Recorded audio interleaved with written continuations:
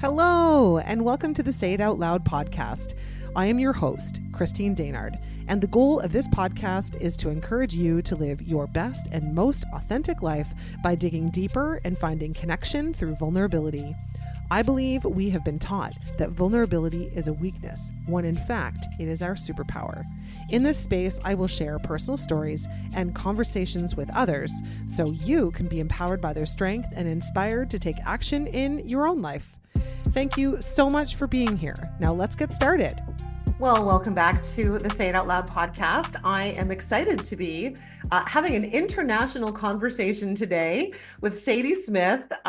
Sadie and I have actually never met in person, and we connected through LinkedIn, which is, I just think it's so cool. Although I find the world of social media and the internet sort of separates us a little bit, it also brings us together in some really cool ways, and this is one of them. So I'm excited to have Sadie come and chat with us, have Sadie come and chat with us, and maybe share where you're calling in from.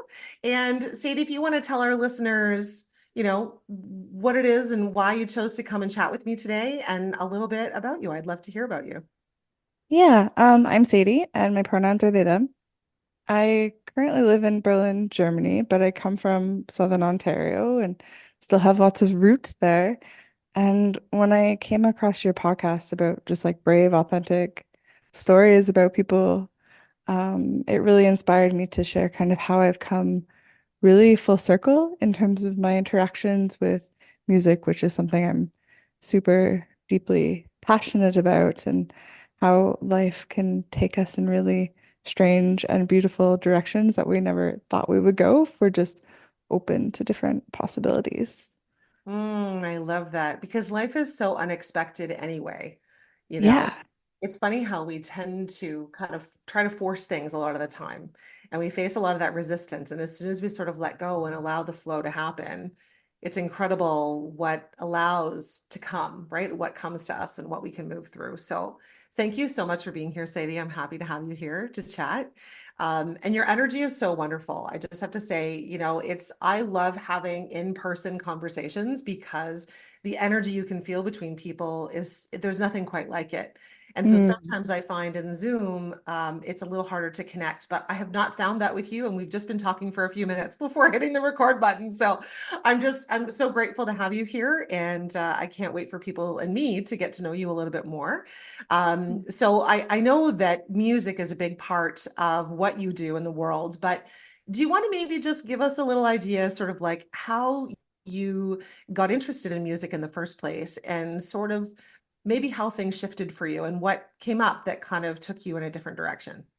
Yeah. So I grew up like in Lambton County, kind of like the rural area of Lambton County. And um yeah, and as a teenager, going into high school, I was exposed to music, and it was my first time like ever somebody being like, "Here, Sadie, here's an instrument. Do you want to learn how to play this thing?" And I was first given a flute, and I really didn't like it, and I harassed my music teacher to give me a saxophone because I'm like, that feels more like me. And then when I was given the saxophone finally, it just clicked. Like, and it became most of the thing that I did in high school, whether it was jazz bands, concert bands, choirs, it just kind of became all encompassing, Mm. music did. And it really became the thing that kept me out of trouble also. Um, and doing all kinds of after school programs because I just really loved music and it just really clicked. And so there were at the time Harmony for Youth was in Sarnia, and that was a organization that provided free music lessons to students, to kids, to youth in exchange for community service. So every hour of music lessons you had, you did an hour of some sort of community service. And it was seen, Gosh, that's amazing. yeah, yeah. The project was started to help prevent teen suicide by giving kids something to do that Mm. was active and engaging. And so yeah, I just did lots and lots of music after school. And even as a teenager, realized like this is really impactful. It's like giving me focus. It's keeping me out of trouble when there's all kinds of trouble you could find.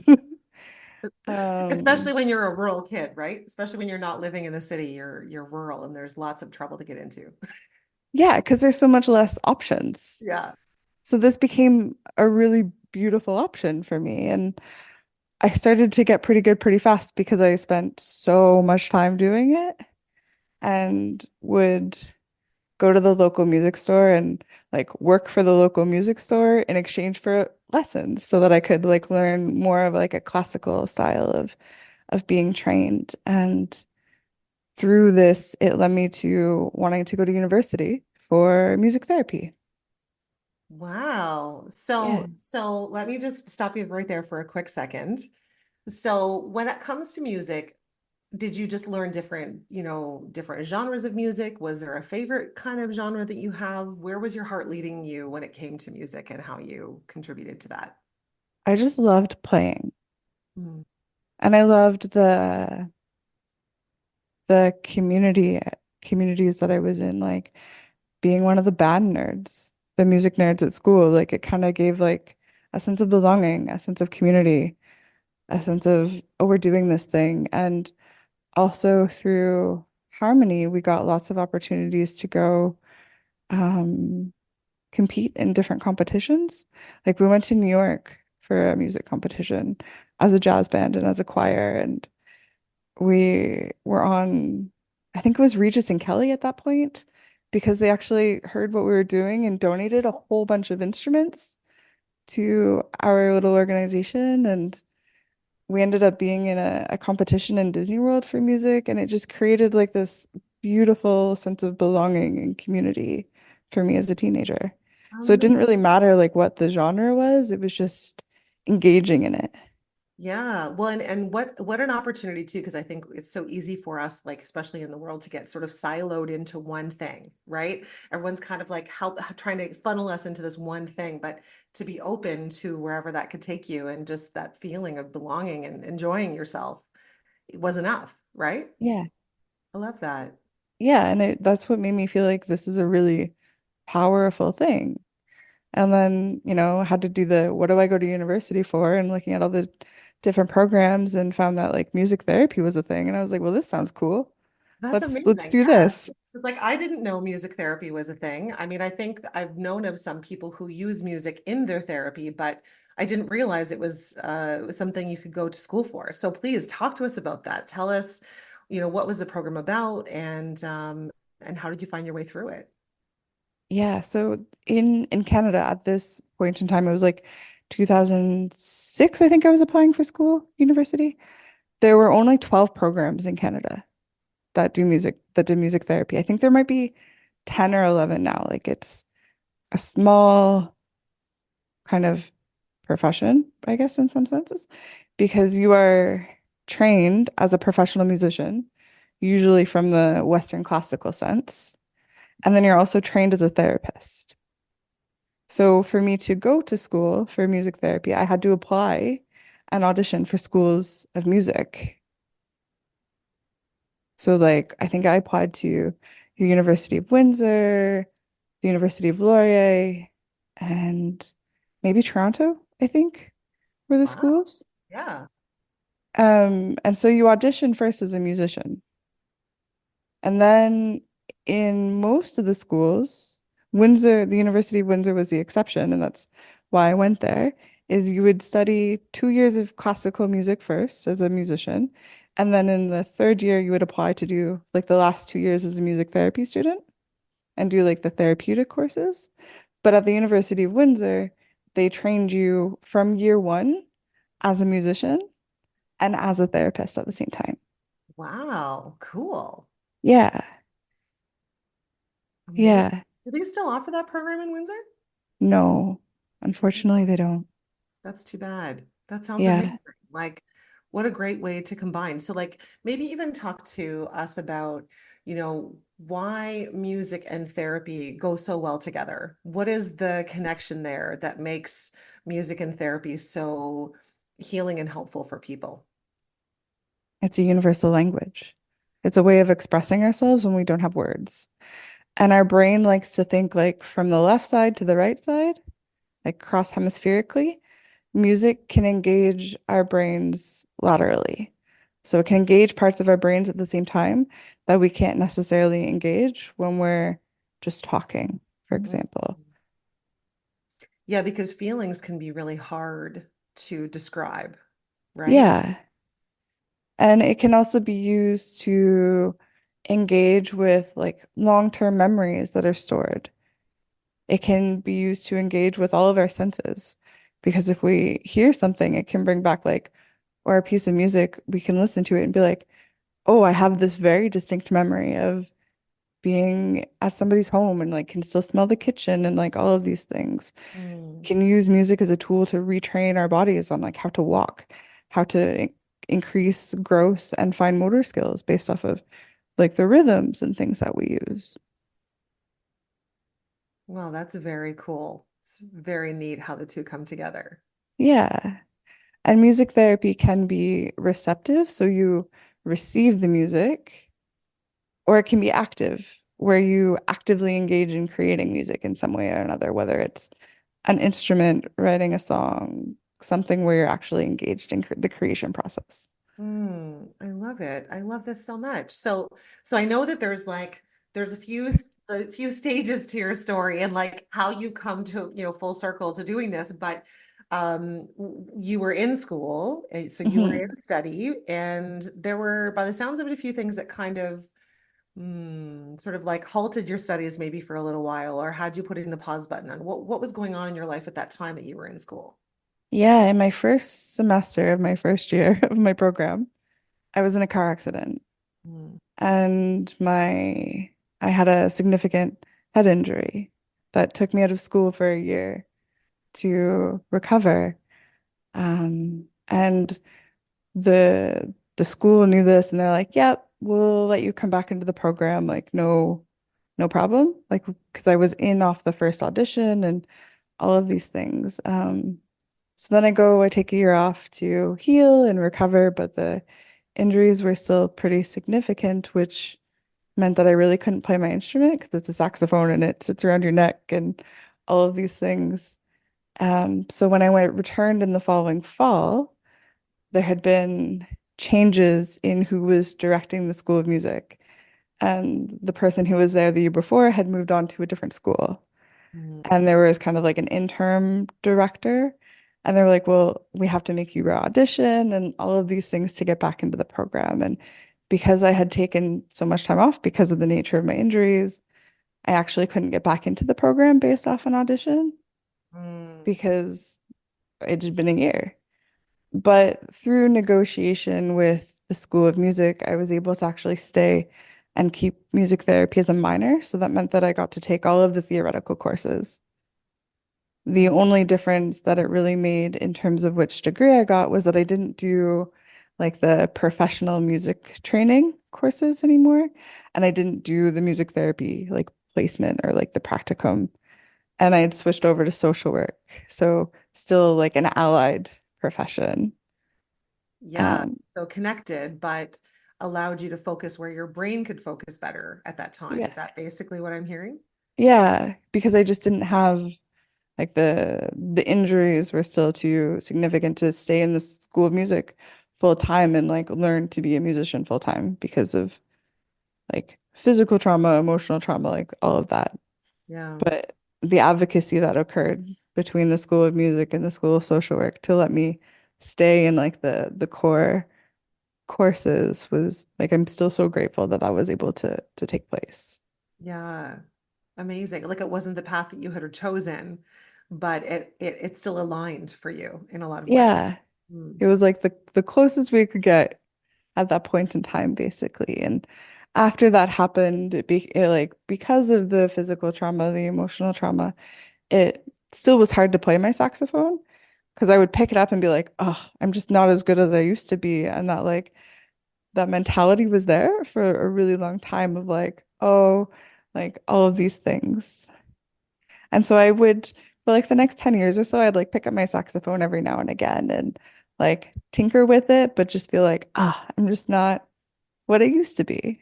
Mm. But this like Must be feeling almost of like like that game of comparison with yourself totally. and being hard on yourself because you weren't like as good as or what you were before. So it's probably hard to accept this change in yourself. That's what I'm hearing from you as you're talking. Exactly. Totally. Yeah. Yeah. But the music therapy piece, like it always just kind of lingered in the back of my brain. And then fast forward some time, I decided to move to Berlin to do my master's degree, which I did in human rights and social work. And moving to Berlin was kind of like the game changer Hmm. because it's such a beautiful musical and creative city. And suddenly I found myself in like circles of people who were creative and musical. And I was like, and the itch to play started to come back. Hmm. And somebody in my university program learned that I played sax. And they're like, well, I have a sax. I don't play it. Do you wanna take it? Like, do you want to borrow it? And I was like, okay. And I would play it every now and again, and I'd be like, oh, it's not my saxophone. It feels different. Or that mentality of like, oh, I'm still not as good as what I used to be would still pop in. And then eventually I decided, okay, Berlin was going to be home and I needed to bring my instruments.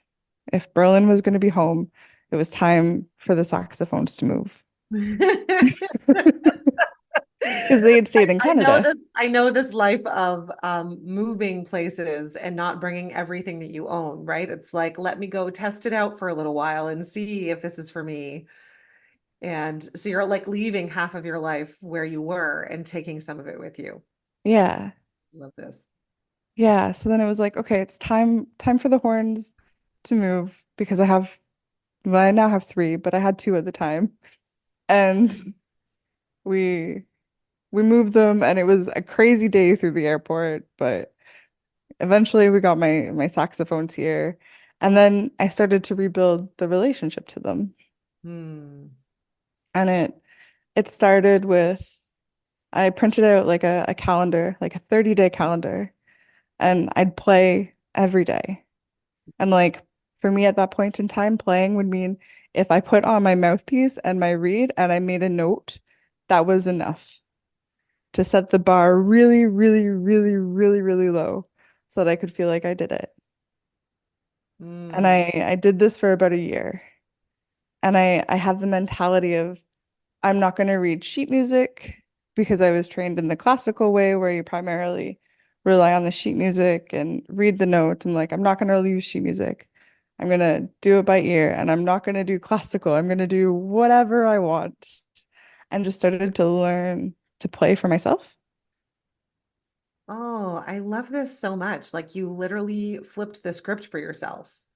Yeah. Because it's like when things change, we can't go back to how things were, right? Yeah. It's funny how sometimes we try to do that, right? It's like, well, but that was good. Let me do that again.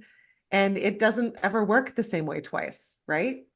And that you were able to flip that script and look at it and practice it so differently and really be in more flow with yourself, right? Just allow yourself to get rid of that expectation that I'm going to be what I was before. I'm going to do this new thing for me. I love this so much, Sadie. This is amazing. Yeah. And again, it was being part of these creative communities here in Berlin where I would start to like play in front of people and people would get excited about it and I'd be like, oh, okay, cool. This is happening. Um and and yeah, now I play for myself because I want to. Mm. And sometimes I like to like DJ and play because Berlin's a huge music scene for that also. And sometimes I play with my friends who like to read poetry and we do like a back and forth and have a lot of fun. Or another person who does musical theater and we just do like random things and it's so much fun. And it was rebuilding this connection to my instrument that Mm. actually made the itch again to go back to studying music therapy. Oh man, it's so beautiful. I love it so much. It's like music spoke to you before and it came back and spoke to you and just found a different way to back to your heart basically, which is really cool. Yeah.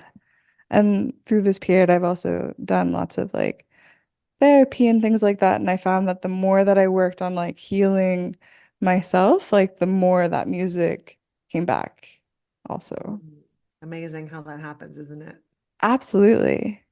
Yeah. Um, yeah, and then through kind of wanting to like level up my practitioner skills as a counselor and stuff, I started researching. I'm like, okay, how do I get back to music therapy? How do I do this again?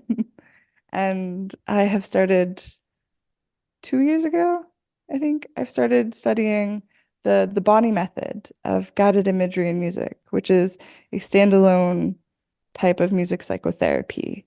So people who will have like a music therapy degree, whether it's a bachelor's or a master's, they'll then like study this type of psychotherapy on top Hmm. as like its own kind of like standalone like degree program almost. That in total takes about 5 years to finish. Wow. Yeah. And so I'm on this path now to um, finish the training to be a guided imagery and music therapist. Oh my gosh. This is so incredible, Sadie. I love this so much. And, it's like, I think sometimes we get so, and I'm sure, like maybe you can even speak to this, when the things are happening to us, like when you take yourself back to that time where, you were in that accident and everything changed for you. We go into this space. Well, you can tell me what that space looked like for you and how you felt in that, and all the feels and emotions that were coming up as a result of being in that position. It was destroying because I had like this 5 year plan. I was gonna do I was gonna do my music therapy degree, and then I was probably just gonna go to my master's in the same thing and get it done, and then I was gonna be a music therapist. And that was like my path. And then the accident happened and it was like, there goes the path. What? And Mm, then trying to like figure it out and rebuild, and it was really hard and it mm, was really dark sometimes. Um, and I think that's why, because it was so like crushing in that moment, when I couldn't go back to being a full-time music therapy student, it was like, well, this is even, it's like another kick while you're down almost. And I think that that in part is why it took so long to kind of come back to it. But I also think that it was just when I have come back to it, it was just the right timing, the mm. right things happening to enable it. Yeah, it's funny how we, certainly in North America, maybe you can tell us if it's a little different in Germany. It sounds like maybe the influences are a little bit different there, but it's like, we make these decisions and we expect to follow the timeline. And when we don't, it's like we feel like, oh, it's not going to happen and it's over. And like we have all these really intense feelings about it. But what's so beautiful is that, your body naturally came back to it when the timing was right for you, like you said. It's like we can't force, even if it's something that we really want, sometimes the timing just isn't there. Yeah.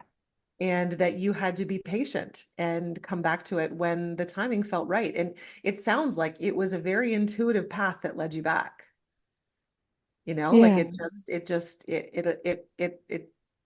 it kind of painted a new path for you that's not been charted before, and it's not the path that you set for yourself. And like, how are you feeling in that? How is the Because like the way I see it is, you can correct me if I'm misunderstanding, but it's like you made this move and you got introduced to these different people and you became inspired, and it was the love of music that brought you back into it. And even though it didn't look the same, it brought back that passion, that interest, that identity, and allowed you to shift into this different way of being than you ever probably saw yourself being. Like, look at all the fun you're having with music now. That Like, were you having fun with music like that before? Like, I'm just curious how sort of all that feels for you. Oh, it was totally different. Like the the the types of musical experiences I have now versus then are so different, but they're both so incredibly valuable. And Berlin is like it's a magical bubble within Germany where it's just there's just so much creativity that if you have like a little bit of a creative spark in you, there's a way to find to give it oxygen and to feed it and encourage it. And there's the right people to also because it's such a thriving creative city. Mm. And being around, it's like that. You were talking before about that sense of belonging that you had when you found music. And it's like music has always been with you in some way in your core, right? As a Yeah. result of probably that experience. And then to kind of organically fall upon these creative people and find your people, right? Like again, that piece of belonging after probably what felt like your life was destroyed for a big piece of it, right? Mhm. To just to find your people and be welcomed and belong in a space where you could really expand your talents, your interests, your creativity. Yeah. Mm, Yeah. It's a really beautiful thing. And I feel very fortunate and so much gratitude to have found that. yeah, it's amazing too. Like, it's like I always talk with women about how, our dreams come to us and they're meant for us, you know? Yeah. And sometimes, like we've been saying, the timing of that dream doesn't happen when we think it's going to, when we're trying to force it to happen, when we want to put it in this timeline, right? Like by this time I'm going to do this, and then I'm going to do this, and then I'm going to, and life really just doesn't work that way, right? Like every time we set a plan for ourselves, things never work out quite like how we expect, right? And it disappoints us and it throws us off kilter. But really, like I'm seeing as much as you went through struggle and challenge, you also triumphed by finding yourself in your dream again, but the Hmm. dream started to look different. It kind of opened you up to this different opportunity Hmm. and everything about it. You're living across the world, right? Like you're you're living in a totally different place. So I just, what do you feel are some of the greatest lessons or takeaways that you're taking from all of this time and this experience for you? That life can have a really funny way of like bringing you full circle. Because that's what it feels like. Like so many years ago, I started working towards becoming a music therapist, and so many hiccups and detours and side paths and like all the different ways that you can go. But yet somehow I've still found a way back to it. Mm, And I'm really grateful for all like the twists and turns that life has given me because and coming to the body method of guided imagery and music a little bit differently than most people. Like most people who come to it, they've done a bachelor's degree in music therapy or they've done a master's degree in music therapy, and then they do that. And here I have a different path of coming where it comes from social work and human rights, and I can build those things into my music therapy practice and the way that I work with folks and bring those different lenses, which might be a little different than someone who is just come from a music therapy path. And I love this so much for you. And there was a really big message for people in that, the way that we do things, it's like we have our own, you know, magic dust when it comes to whatever it is that we do in the world. And just because the path and the way, they say we should do something, we can take whatever it is that we feel and we can add different nuances to that path. We can have different experiences in that path and we can bring in a whole different perspective and way of being into what we do that's unique to us, right? We don't have to follow the path that's set for us. No, we get to build it. We get to Yeah. make it. Yeah. So what's been the most exciting part about this for you? And I maybe two-part question because I don't want to forget to ask until like how long it is until you're finished your program and then what comes next. So I know that's a loaded question. So Um, I have loved learning the body method of guided imagery music because we incorporate music, we incorporate using our imaginations, and we incorporate using like a visual drawing as a way to give like our subconscious another way of speaking because much of this way of working engages with our subconscious by using altered states of consciousness that we achieve through guided meditation or guided relaxation. And that way we can work with our imagination more easily because we take like this cognitive thinking part of our brain like out of the way to just engage with our inner worlds. And at the level that I have training right now, it's to engage with our inner worlds in a very resourcing, supportive, nurturing way, Mm. and to help us um, visualize and feel things differently because we can use music as a conduit to connect to all of our senses, all of our emotions. For some people, well, it's we use our imagination to create images and visuals in like our mind's eye. Some people, they actually engage and connect better with their body through this method. And it can be really open to how different people respond to it, different people engage with it. And I just see it as a really beautiful creative tool that we can use to resource ourselves. Mm. And oh, Sorry, I didn't want to cut you off. Go ahead. Keep going. and so just like learning it and studying it and getting to engage with it, I feel so grateful for. But then also part of our training is very experiential. So in our training sessions, we work with this as receiving it within groups. We also receive it as individuals, and we have to go through a number of our own personal sessions. And just having my own sessions have been incredibly healing, incredibly transformational. So I get to study it and learn it, which I think is just so fun and interesting. I get to physically experience it and feel the impact that it has on me and my inner worlds. And then I get to use it with other people and see it transform their worlds as well. Mm. It's beautiful because you're not only coming to a place like I think we're all sort of coming into the world as helpers and we all have our way of helping others, right? Like we find our gifts and those gifts are used to help other people. And so we often have just the focus on helping others, right? How can I do that for somebody else, which is a beautiful human trait, but at the same time to be able to go through the experience and have that perspective and have had that healing. So you're coming not only from I know this can help you, but you're like, I know from Yeah. experience that this has been so healing for me. And if you open yourself up to it, it can help you heal too. Yeah.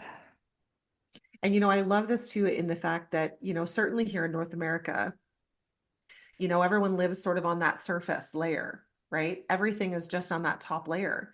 And we haven't given a lot of credit to, the inner workings of us and like identifying our feelings deeper or allowing ourselves to be creative and play and feel and go through all the motions and heal ourselves, right? It's not a North Mhm. American approach, right?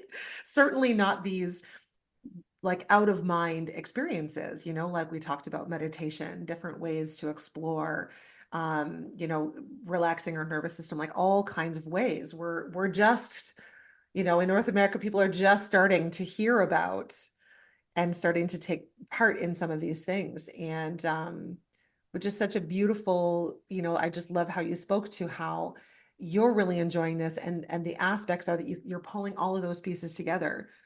It's Yeah. like you don't have to just sit in a room and talk therapy. It's like you can experience it in a very different way. And I'm sure that, it takes some people, I think, a little bit to allow themselves to release or Mhm. surrender to that kind of idea. Yeah. In your experience and what you've seen, and even for yourself, what has that done for you? What has that done? What have you seen it do for others through this experience? Um, for me, it really make my experiences with it have really made it a lot more easy for me to just like engage with my inner world without even being in a altered state. Like I can just kind of like more easily check in with myself about different things. I listen to music more deeply, especially now that I've gone back to studying it. And I can't just have music on in the background anymore. I'm like, what is it doing? Um, and then with the people that I've worked with, some of the folks that I've worked with are like, can we just do music magic thing? Like,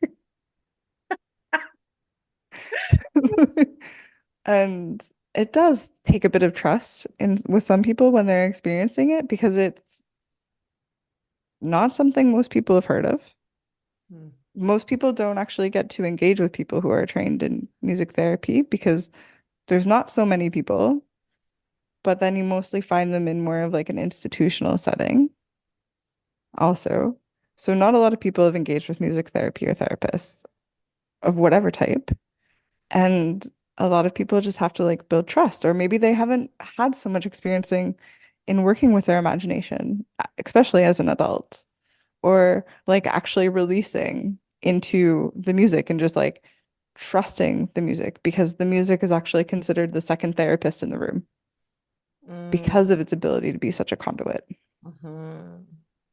And I like how you tapped into, the adult in us.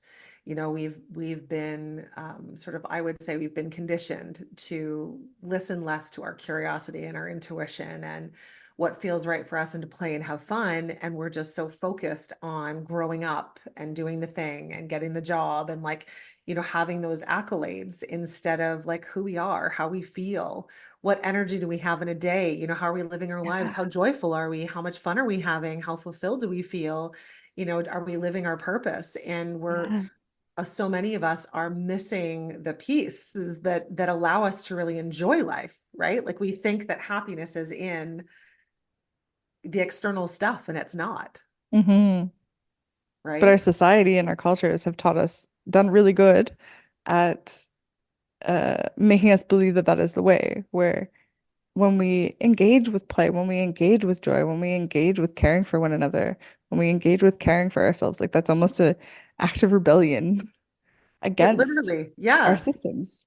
yeah, it is. And gosh, I think it's just so neat that how it's almost, well, I wouldn't say almost. I mean, I believe that we're guided here, right? Whatever you believe in, we're guided here and we're connected. And that you were guided into music and then it found its way back to you. And Hmm. it's taken you to this place in another part of the world to be, basically given a big musical hug, big Yeah. creative hug to just, explore more and like we've talked about, like finding another way back to you, another way back to, leaning into what felt really, really good for you. And so like leaning into that question, I know I had asked you like three questions in one, so I'll come back to the second part of that, which was how much longer do you have in your program? And are you able to like, I don't know exactly how it works in your program, but are you able to like, are you already helping clients now before you're finished? And or what does that look like for you when you're done?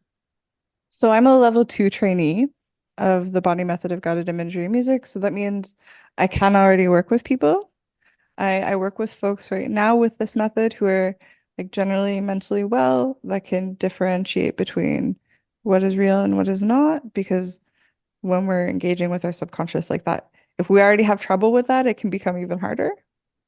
And again, it's a very like resource building. Like, how do we build upon your resources? So, dealing with like stress and relaxation and burnout and self-esteem, like these kind of things to like build our resources is where I'm at. And I can do groups where we use one piece of music. I can do individual sessions where we use one piece of music. And I can also do individual sessions where we work with up to 15 minutes of music. And these ones are a bit more in depth because in a short guided imagery music session, we use about 15 minutes of music in when the person is in the altered state of consciousness. And I actually guide them. I talk to them while they're there. And it's about connecting them deeper to the experience they're having. So it'll be questions of like, what are you experiencing now? What does it look like? What does it smell like? What does it feel like on your skin? Or if maybe they're not so imaginative, it's like, what does it feel like in your body? What sensations do you feel in your body? Where do you feel them in your body? If they're having a kind of a struggling moment in the music, it's like, can you stay with that struggle? Can you be present with it, or is it too much? And Mm. it's kind of like a dance between me and the music, knowing when to let the music have space and one for me to take space and just back and forth between me and the music and the individual that I'm working with. Mm, sounds incredible. Yeah, it's really, really, really cool. I love this. And Yeah. to answer the next part, I will start my third level, probably towards the end of this year or early next year, and that'll take probably 2 to 3 years to finish.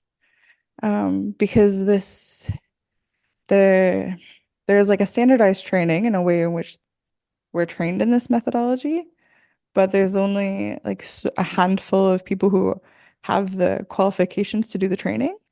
So I'm actually going to a conference for guided imagery and music in September, and we'll actually present there, and we'll get to know more of the people in the profession so that I can kind of see like who feels good to do my next level with Mm, and kind of get a feeling for the different people and who I might want to study with and like where they might be located and who I might want to do because I have to do another big chunk of my own therapy sessions. It's like, who might I want to do the therapy sessions with? Do I want to stick with the same person and kind of like figuring this out, but figuring it out in a way that like feels good and intuitive to me and also to the people that I'll be like training with. mm, hmm.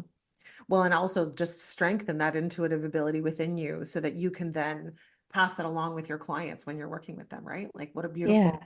what a beautiful collaboration of like education and strategy, but also really digging deeper into, like you say, our inner being, what we're really made up of.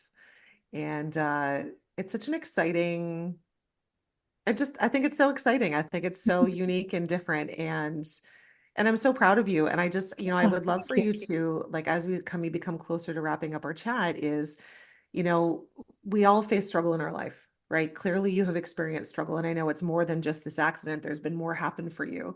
And if you were to leave anybody who's listening, who's either maybe going through a struggle, maybe it's entirely different than what you've experienced or any kind of struggle. And, what kind of words would you leave with them? How would you encourage them to keep going? And what would you say to them? Find your people, connect with your people, go to counseling, go to therapy, get some support. You don't have to do it alone, but if you can connect and be within community where you feel safe, secure, and supported, it gets a lot easier.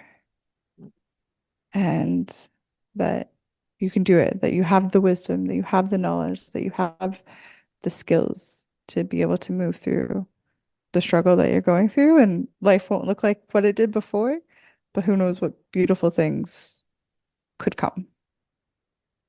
Mm, my heart is singing for your response. That was beautiful. Thank you so much for sharing that. And I know that there's so much more of your story to come, and I would love for us to, reconnect again in a little Yes, time, please.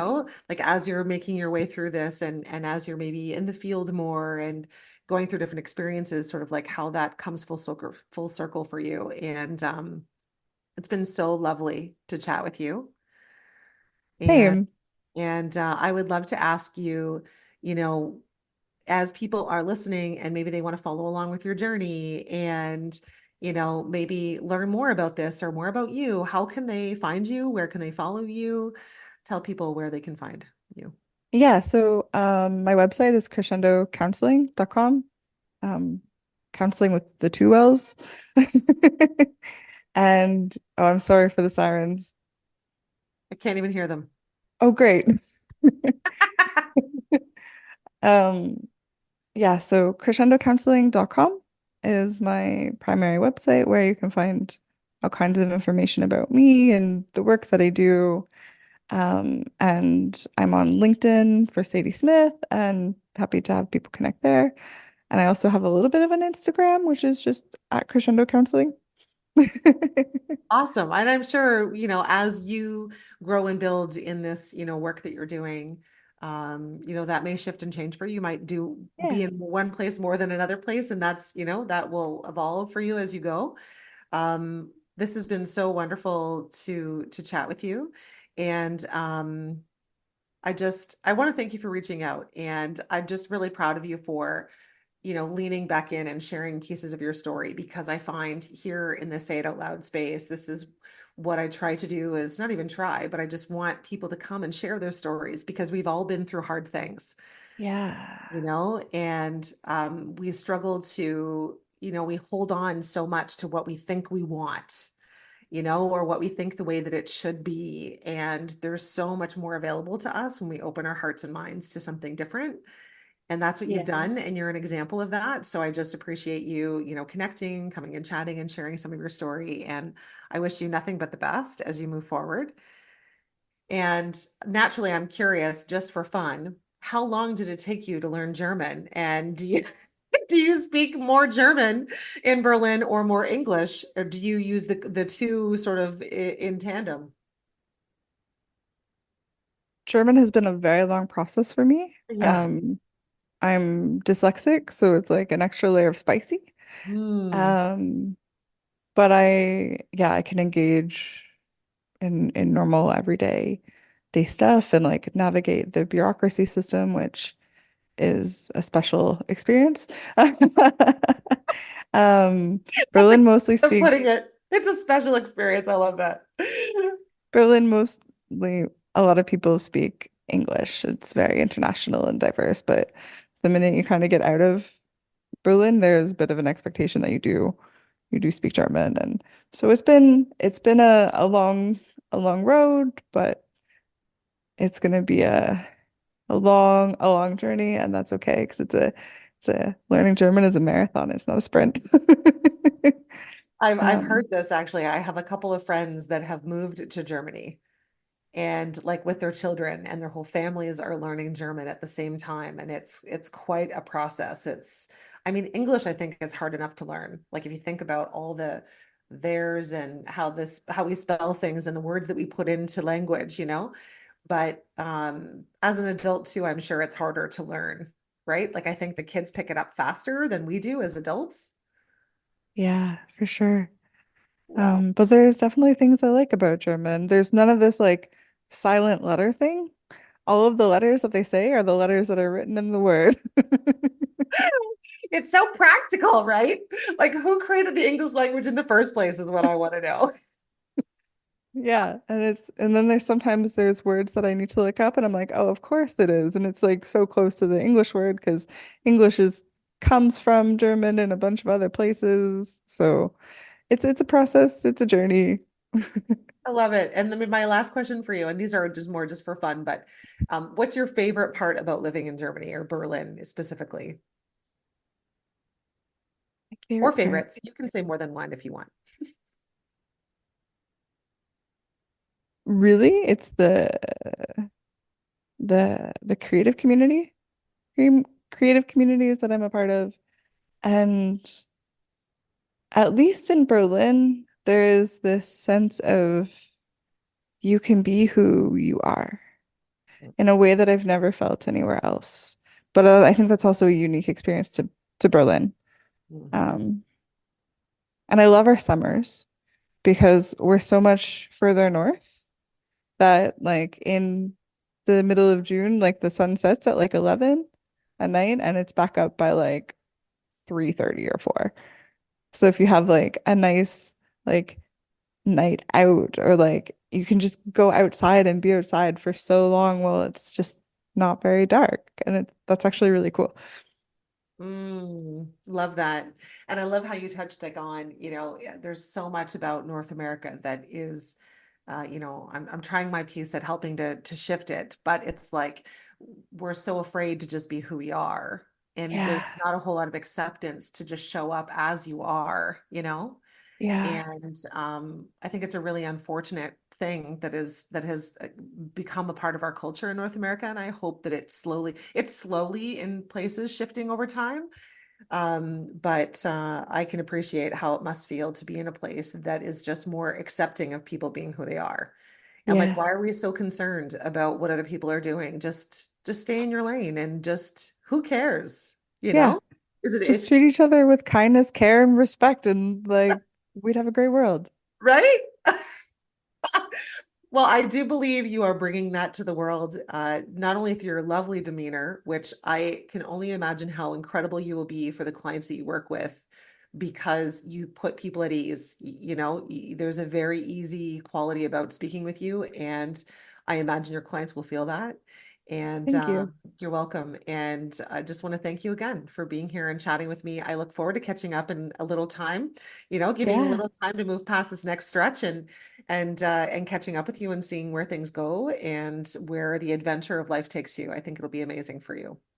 Thank you. It's been such a pleasure to be here and have this conversation. And I'm so appreciative of you and your podcast and all that you have said. And yeah, thanks for holding this space.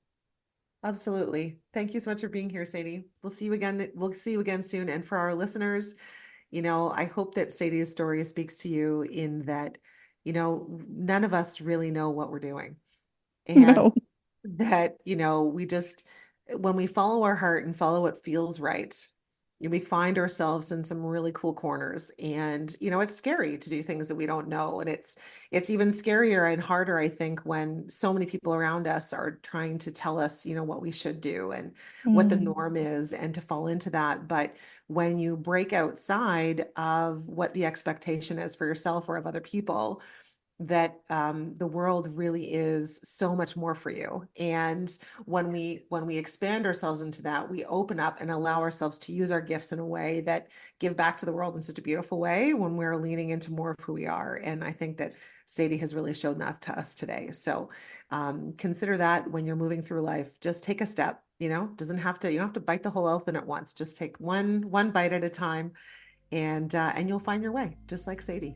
So listeners, thank you so much. And that's all for today, but we'll see you next time on the show. Thank you for listening to this episode. I'd like to invite you to hit the follow button on this podcast so you'll be notified when the next one drops. And if you liked this episode, please leave a review, as it will help others to find this message. You can also find me on Instagram and Facebook at It's Me, Christine D. Or if you'd like to connect about being a guest on the show, ask me about group or one-on-one joy and mindset coaching, learn more about the Joy Project community, or consider hiring me for your next speaking engagement, please visit itsmechristined.ca. Thank you again, and I'll see you next time.